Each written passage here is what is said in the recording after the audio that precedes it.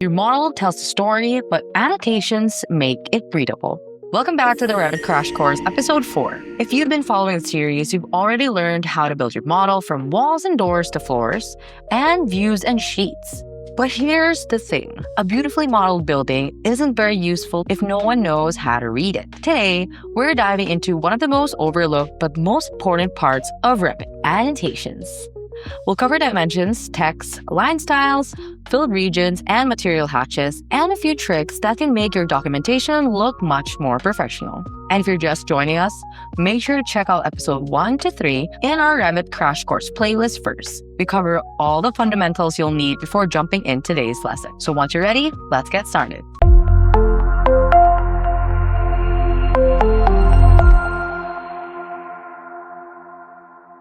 Before we jump into creating annotations, it's important to understand one of Revit's biggest concepts. Everything you've modeled so far, walls, floors, doors, windows, are model elements. That means they exist throughout your entire project. Delete one wall and it's deleted everywhere. Annotations work differently. Dimensions, text notes, tags, filled regions, and detailed lines only exist in the specific view where you created them. Understanding the difference will save you from a lot of confusion later on. First, let's clean up this project so we can focus entirely on annotation. We'll remove the existing model elements from our presentation view, and notice that Revit gives us a warning saying rooms are no longer enclosed. That's perfectly fine for this exercise. Warnings don't always mean you've made a mistake.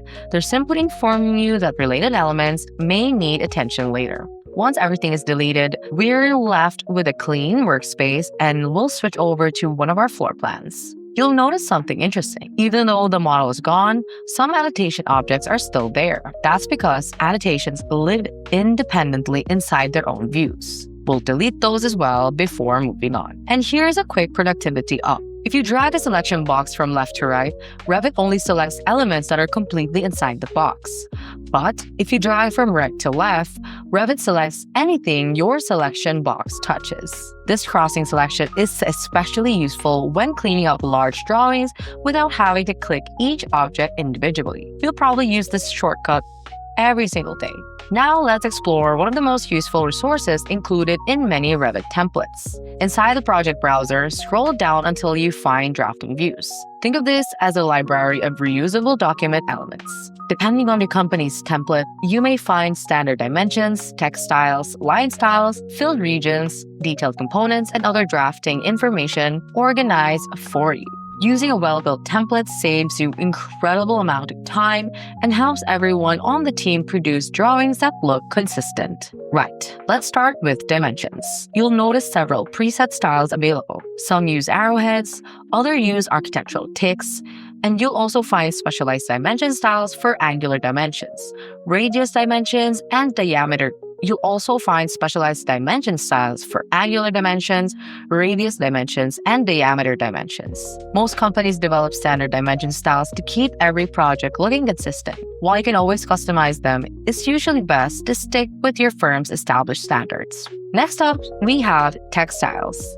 Instead of changing text size every time you create a note, Revit allows you to save preset styles. This helps maintain consistency throughout your project. You'll often find different text sizes for titles, general notes, detailed callouts, cover sheets, and schedules. Using predefined text styles also make future revisions much easier. If your office ever decides to update a standard, you only need to edit the text style and not every individual note. Right. Quick pause for the architects and firm owners out there. If your deadlines are piling up and you need support with construction documents, we totally get it. At MGS Global Group, we're architects helping out other architects. We've been doing this for over 18 years, and our team plugs right into your workflow with on-demand project architects who are professionals in BIM. And we can start in as little as 24 hours. Learn more at mgsglobalgroup.com if you're interested. All right, if you're coming from AutoCAD, line styles may feel a little familiar. But unlike AutoCAD, Revit doesn't organize everything using layers. Instead, each model object already knows what it is. Line styles are mainly used for annotations and detailing, not for creating your buildings. You'll notice different line weights, line patterns, and specialty sketch lines included in the template.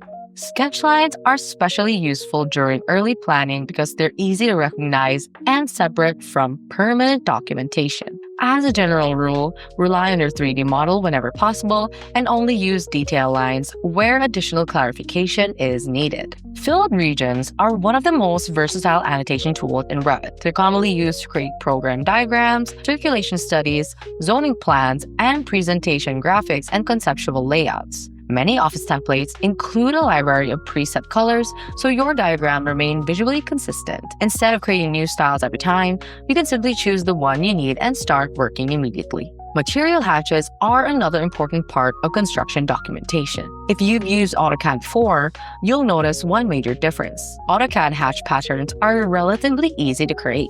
Revit hatch patterns are much more sophisticated because they are based on coded pattern definitions rather than simple graphic files. That means creating custom hatch patterns from scratch can be quite complex. For most workflows, it's best to use the standard material hatches already included in your office template. You'll typically find categories for concrete, masonry, metals, wood, finished material, and many other common construction assemblies. Having these organized ahead of time keeps your documentation fast and consistent. One feature you'll use more often than you might is choosing between transparent and opaque filled regions. A transparent filled region allows underlying model lines to remain visible. This is useful when you want to highlight an area without completely hiding the drawing beneath it.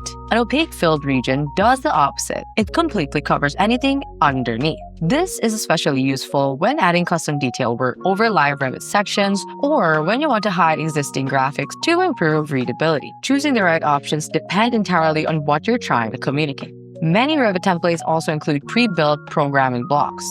These are smart filled regions that automatically calculate and display their area. As you resize the block, the square footage updates automatically. This makes them incredibly useful during early space planning. You can also quickly change colors using match style properties, allowing you to build color-coded program diagrams in just a few clicks. Finally, let's tag our programming elements. Head over to the Annotate tab and choose Tag by category. Revit recognizes the filled regions automatically and places the appropriate tag. Now, we can rename the space, for example, Vestibule. The best part is the tag remains associated with the filled region. If you resize the space, move it, or edit its dimensions, the tag updates automatically and stays centered. It's a simple feature, but it saves a surprising amount of time during programming and conceptual design. And that's a wrap on episode 4. Today, we explored how annotation works in Revit, including dimension, text style, detail lines, filled regions, material hatches, and smart programming components. These tools may seem small compared to modeling, but they are what transforms a 3D model into a clear professional construction documentation. In the next episode, we'll continue building on these skills as we explore rooms, areas, and schedules where your model starts generating intelligent project data automatically. If you found this tutorial helpful, don't forget to hit like, subscribe, and hit that notification bell icon so you get notified every time we post. Once again, thanks for watching, and we'll see you in episode 5.